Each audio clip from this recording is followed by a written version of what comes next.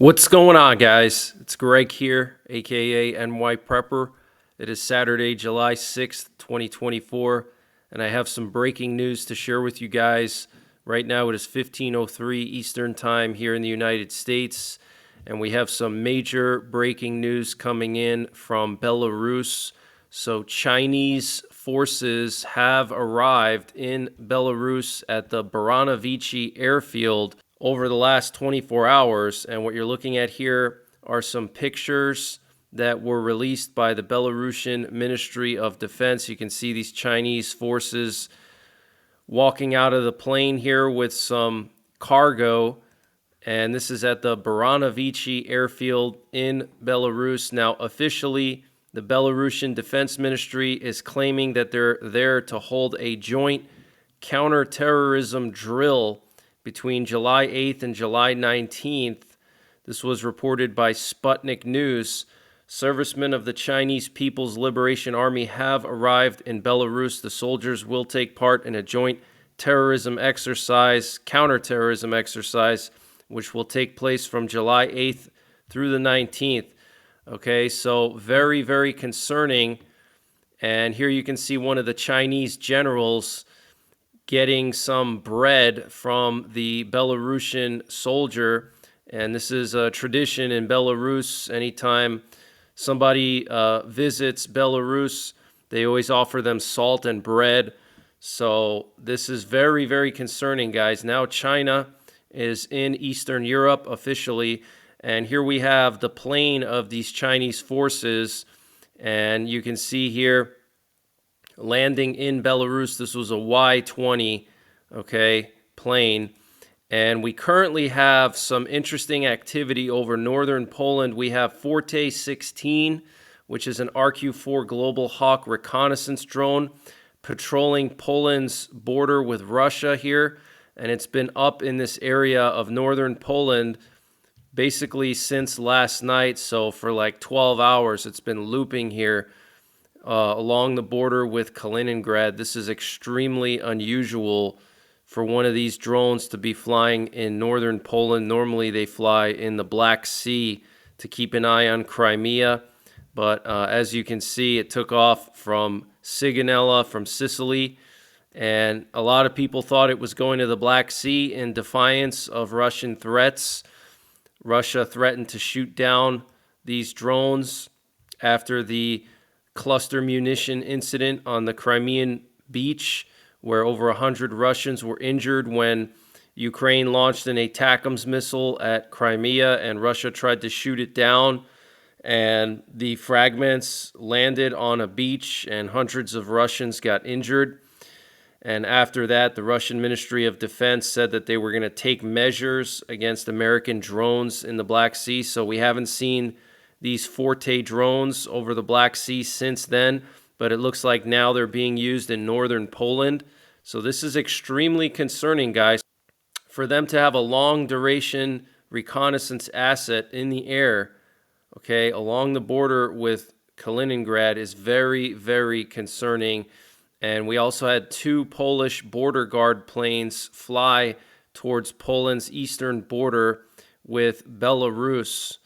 And we know that Russia has positioned thousands of infantry forces in western Belarus along Poland's border. They've also positioned air defenses and also Iskander missiles and Polonez missiles. Those are short-range ballistic missiles. So something's brewing over here. We also had 2 U.S. Air Force VIP planes fly to Poland last night, to the city of Rzeszów in southeastern Poland.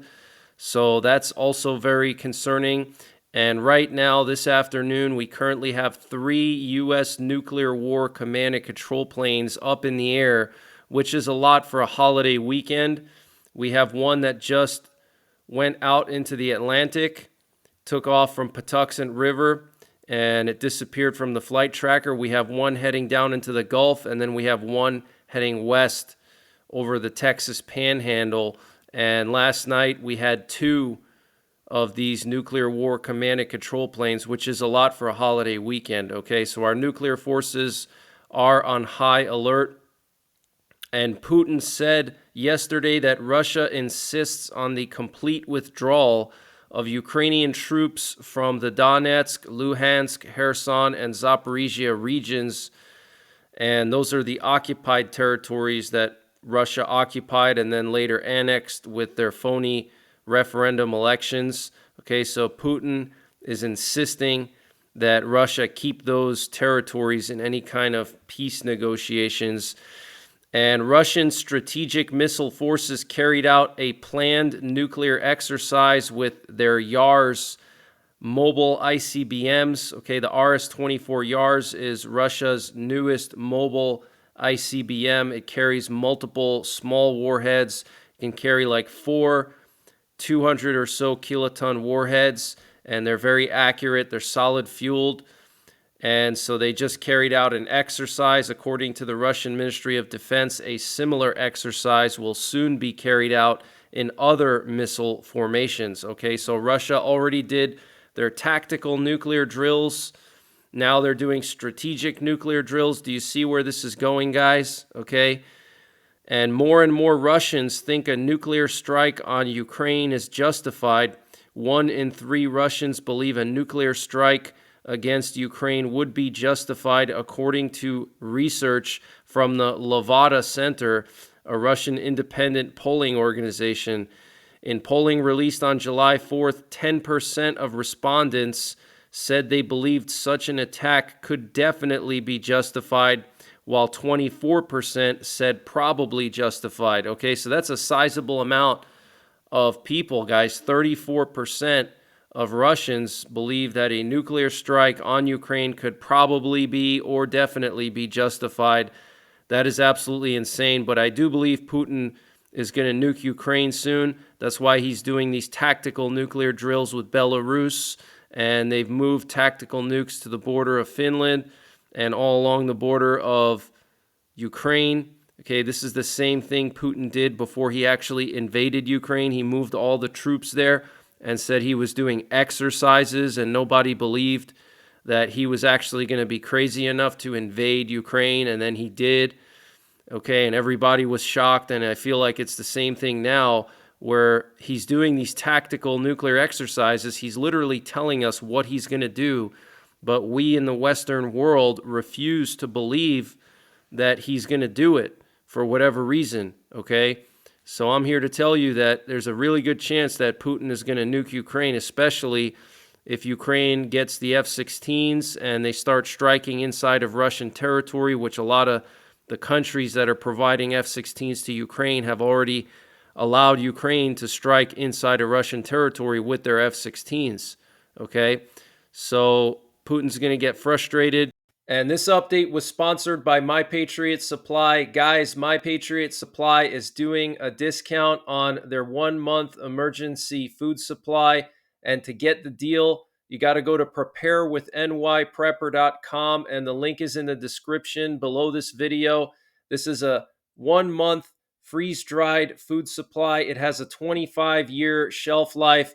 Normal price is $237. They've dropped it down to $177. So that's a savings of $60. And it's all packed within 2 rugged, water-resistant buckets. Free shipping is included. $177 for 1 month of food. Where are you going to find a deal like that? They also have a general store, and they're always running discounts in their general store on various prepping and survival items. They have everything from MREs, potassium iodide, to survival seeds. And to get to their general store, you got to click on the My Patriot Supply logo at the top of the page when you get to preparewithnyprepper.com. And you'll see when you get there, they have everything you can imagine. So use the link preparewithnyprepper.com to get $60 off the My Patriot Supply 1-month emergency food supply. That's $180 for 1 month of food, free shipping included. The link is in the description below this video. And also check out their general store. They have everything you can imagine prepping and survival related, and they're always running various discounts there. and I think he's going to resort to using nuclear weapons. And a NATO ally captured images of a Russian submarine in the Baltic Sea last week. The submarine was spotted by a Portuguese P-3 Orion, and Russia conducted submarine drills in the Baltic Sea, including a torpedo duel. Okay, very, very interesting. And actually, here we have pictures from that P-3, so you can see the sub here. Okay, here's another picture. So the Russians are active in the Baltic Sea. That's why we see all these sub hunters all the time in the Baltic Sea. Okay, now we know why, because they're out there. Okay, the Russian subs are in the Baltic Sea. And Ukrainian partisans claimed on July 5th to have successfully sabotaged a railway line near the Russian city of Yekaterinburg, halting trains being used to transport North Korean ammunition. In a post on Telegram, the Atesh partisan group said the operation was carried out on the Trans-Siberian Railway east of the Ural Mountains, so very interesting. And Russia claims its forces have seized control of the village of Sokil, around 30 kilometers northwest of Donetsk city in eastern Ukraine. And at the upcoming NATO summit, apparently the Ukraine and South Korea are going to discuss cooperation. This was stated by NATO Secretary General Jens Stoltenberg, and South Korea will be attending the NATO summit, which is very unusual. And several fuel and oil depots in the Krasnodar region of Russia were attacked by Ukraine in a coordinated strike, causing damage to many of them. This was yesterday. There was an emergency gas burn-off at the 330 kilovolt electrical substation in Budyanovsk in Stavropol Krai in Russia, and the entire city supposedly lost electricity, but Ukraine hitting several fuel and oil depots in Krasnodar, so that is not a good sign for Russia. And Lukashenko, the president of Belarus, apparently became sick after the summit in Kazakhstan, where the president of Russia and Turkey and many other Central Asian countries were meeting, and apparently it happened 1.5 to 2 hours after he arrived in Astana.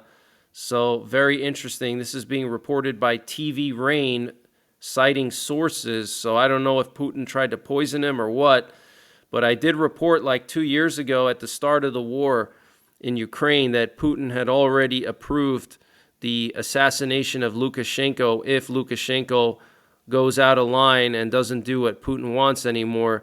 He's already given the green light to his FSB or KGB to take out Lukashenko, okay? And the Russians are claiming that Russian forces hit a Ukrainian cluster munition factory in Sumy in Ukraine. The strike was carried out on the Sumy Himprom plant in the city of Sumy, which produces shells for multiple launch rocket systems. In addition, the Russian military struck in the direction of an airfield and a fuel storage in the Ukrainian city of Kremenchuk. And Biden is going to be meeting with Zelensky in D.C., and the meeting is being prepared on the sidelines of the NATO summit. And Viktor Orban, the Prime Minister of Hungary, said that he has a new surprise for Monday. According to him, it will be a trip that he has not yet named. And this comes after he met with both Zelensky and Putin trying to bring about peace. But I don't think it's going to happen. And Orban said that they're so far apart. After meeting with Zelensky and Putin, he said that they're just totally, there's no middle ground possible, basically, is what he sounded like he was saying. And Bulgaria will propose peace talks between Russia and Ukraine at the NATO summit. And Bulgaria apparently wants to be a mediator in these negotiations. And the number of defensive positions along the Crimean coastline is increasing. There are rumors among Russians about the so-called shock fist that the Ukrainians are preparing. So the Russians are sandbagging their coastline, setting up defensive positions in case the Ukrainians try to make amphibious landings on Crimea. And Ukraine has received several Mistral short-range anti-air missile systems and missiles from Estonia. The Ministry of Defense of Estonia reported on Twitter. And the crews of ships of the Russian Northern Fleet took part in a parade celebrating the 213th anniversary of Venezuela's independence. And a couple of days ago, the Russian Northern Fleet ships arrived in Venezuela. I believe these are the same ships that were in Cuba, but I'm not totally sure. And Armenia will be holding military exercises with the U.S. They will be held from July 15th to the 24th under the name Eagle Partner 2024. This was reported by the Armenian Defense Ministry. So this is a huge shift in foreign policy by Armenia, because Armenia was always friendly with Russia. Russia kept their troops in Armenia. They called them peacekeepers. And now Armenia is completely turning in the opposite direction, and they want to get into NATO. They want to get closer to the U.S., so this is a huge loss for Russia. And the U.S. has paused military exercises with the Republic of Georgia as relations with Tbilisi deteriorate.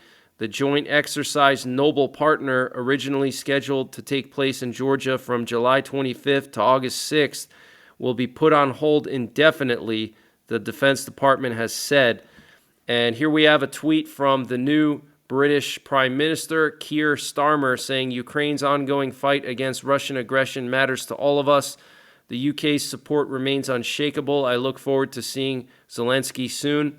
And he's actually a leftist, I believe. He's a lot more to the left than Sunak was. And we had an unusual situation yesterday. Apparently, Biden may have had some kind of a medical emergency or situation on board Air Force One, and apparently they're trying to cover that up. Apparently he was traveling and something happened on Air Force One, and apparently the traveling press, that's the press that travels with Biden, were abruptly told that they couldn't travel with him. And now a fundraiser that he had planned for Wisconsin later this month was canceled. The White House is denying that he had any kind of medical emergency and said it's 100% false. So I don't know what to believe. And Biden said that he completely rules out quitting the presidential race and that he is positive he can serve another term. He said, I'm running and I'm going to win again. So Biden defiant in front of all of the pressure by Democrats to resign. And the New York Post is reporting that Biden's doctor met with a Parkinson's specialist at the White House. A top Washington, D.C. neurologist met with Biden's physician at the White House earlier this year, according to visitor logs reviewed by the New York Post. Wow, that is absolutely insane. And a hurricane watch has been issued for the entire Texas Gulf Coast for Hurricane Beryl. Further intensification is expected, and we're looking at a landfall somewhere between Corpus Christi and Galveston on Monday morning. So I'm going to be covering it live. I'm going to have live cameras up, and we'll be monitoring the situation. But the water temperature of the Gulf of Mexico in that area just off the coast of Texas is very warm. And there's going to be perfect upper level atmospheric conditions for rapid strengthening. So we have to be on very high alert. This storm could just blow up into a category 4 or 5. That's exactly what happened with Hurricane Katrina, guys. Hurricane Katrina came out of the Bahamas as a tropical depression, and it hit Florida as a tropical storm. It crossed over Florida, and it emerged into the Gulf of Mexico after crossing Florida as a tropical storm, and then it went from a tropical storm to a category 5 in just 2 days, okay? So the Gulf of Mexico is notorious for rapid intensification of hurricanes. Now, the National Hurricane Center is downplaying the whole situation, saying that it might be just a weak hurricane or strong tropical storm. But the National Hurricane Center was way off in their prediction of this storm initially. They said it was only going to be 120 miles per hour, and it ended up maxing out at 165 mile per hour sustained winds near Grenada and Barbados, okay? And it shattered like 3 or 4 records already, okay? So they were way off, 40 miles per hour is the amount they were off in their prediction. So I don't trust them at all. Okay, their predictions are terrible. All right, so we have to be on high alert and prepare for maybe a Cat 3 or Cat 2 hitting Texas on Monday. And the chief of staff of the Israeli Defense Forces, Herzi Halevi, met yesterday with civilian and military leaders within the coastal city of Nahariya in northwestern Israel to discuss the ongoing situation in the north, as well as how cooperation will assist with responding to any kind of escalation from Hezbollah. The eventual return of residents to their homes in the north was also discussed, but there was no timeline given. So, very interesting. The Israeli military chief of staff meeting civilian and military leaders in northwest Israel to discuss the situation with Hezbollah. Obviously, that's preparation for a war. We know that Israel has already transferred all of their critical patients from northern Israel down to southern Israel. So they're clearing room in hospitals in northern and central Israel. They're evacuating the critical care patients out so they have room for critical patients that might come in once the war kicks off, okay? And they've been preparing for the last 6 months or so. They've been stockpiling on food and water. They've been preparing their electrical grid. They've been preparing their civil defense plans. The hospitals have been moving intensive care units into underground bunkers underneath hospitals, okay? In case the hospitals are attacked by Hezbollah, they could still treat people underground. So Israel's not messing around. They've been stockpiling on their Iron Dome interceptor missiles, so they have enough when Hezbollah launches that big barrage, because Hezbollah has enough rockets to launch I think 1,000 rockets a day for 6 months straight, which is absolutely insane.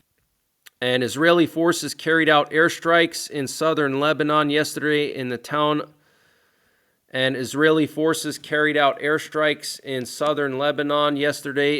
Of Bint Jabal. And apparently a reformist candidate in Iran won the presidential election after the prior president was killed in a helicopter crash. Masoud Pezeshkian is the new Iranian president, and supposedly he's more progressive, which is probably a lie. But the U.S. is saying that the Iranian presidential election was not free or fair and won't lead to fundamental change in Iran's direction. And here we have a press release from the Defense Department saying that Lloyd Austin had a phone call with Yoav Gallant, the Minister of Defense of Israel. Okay, so this is very, very interesting that they had a phone call yesterday. And we had another U.S. Navy reconnaissance drone patrolling the coast of Libya. Very interesting. They've really been focusing on Libya the last 2 or 3 weeks. And from what I understand, Libya has massed troops along their border with Algeria and Tunisia and maybe getting ready to attack those countries. We had 2 British fighter jets fly over Israel yesterday and earlier this morning. And here's the latest forecast for Hurricane Beryl from the National Hurricane Center. Again, take this with a grain of salt because they were way off in their initial predictions for this storm, but you can see they have the landfall happening somewhere between Corpus Christi and Galveston. So I'm going to be covering this live, like I said, and you can see a massive amount of rain expected in this area, widespread area of 8 to 12 inches of rain. So there's definitely going to be a lot of flooding in eastern Texas and the Texas Gulf Coast. We're going to see a lot of rain, several feet of storm surge. They're showing 3 to 5 feet of storm surge along the entire Texas Gulf Coast. So it's going to be very dangerous. Apparently, there's already very dangerous surf conditions here with rip currents and large waves already being reported. So if you're in Texas and you're going to be hitting up the beach today and tomorrow, just be very careful when you swim so you don't get sucked out by the rip current. And if you do, make sure you swim diagonal or slightly parallel to the coast to get back, because you won't be able to swim against a rip current. It's too strong. And what'll happen is you'll just tire yourself out if you try to swim straight back. So you got to swim diagonally back so you don't tire yourself out, okay? And here's the latest satellite image of Hurricane Beryl, okay? And here you can see the infrared, and you can see there's a lot of heat now building, a lot of convection around the center of Beryl. So this means that it's re-strengthening now, okay? It's starting to reform an eye very slowly, okay? But I do expect rapid intensification later on tonight through tomorrow morning. So I'm going to be monitoring this, and I will update you on this. Like I said, I will be doing live coverage Monday morning for the landfall. And Kyrgyzstan's special services said that they prevented a coup d'etat recently in Kyrgyzstan. So somebody tried to overthrow the government in Kyrgyzstan. And another large amount of Chinese warplanes and warships were spotted around Taiwan yesterday. 30 Chinese warplanes and 9 Chinese warships were spotted operating around Taiwan. So this is very, very concerning. We're seeing a lot more Chinese warplanes and warships now getting close to Taiwan. It used to only be like 10 or 15. Now we're seeing 30 plus warplanes every single day flying sorties towards Taiwan. That is very alarming. So this could all kick off at any minute, guys. You need to be prepared. Make sure you have everything prepared. Your nuclear war survival plan, your hurricane survival plan, your bug out plan. Make sure you have food and water, okay? Make sure you're paying attention to the news so you know what's going on. You have some awareness of world events, but we have so many different war fronts, and then we have the election this year too. And my big concern is that if Biden loses the election, I think the timeline is going to speed up, because we're going to see Putin and Xi Jinping and Kim Jong-un and all these other leaders. They're going to be afraid that Trump is going to be a tough president. So they're going to try to make their move before Trump gets sworn in. So we could see all hell break loose later on this year, potentially even the end of the summer. Okay, Putin could nuke Ukraine or do something crazy in the Baltics. So I'm going to be monitoring all of that and keeping you guys updated. I hope you guys are enjoying your Independence Day weekend here in the United States.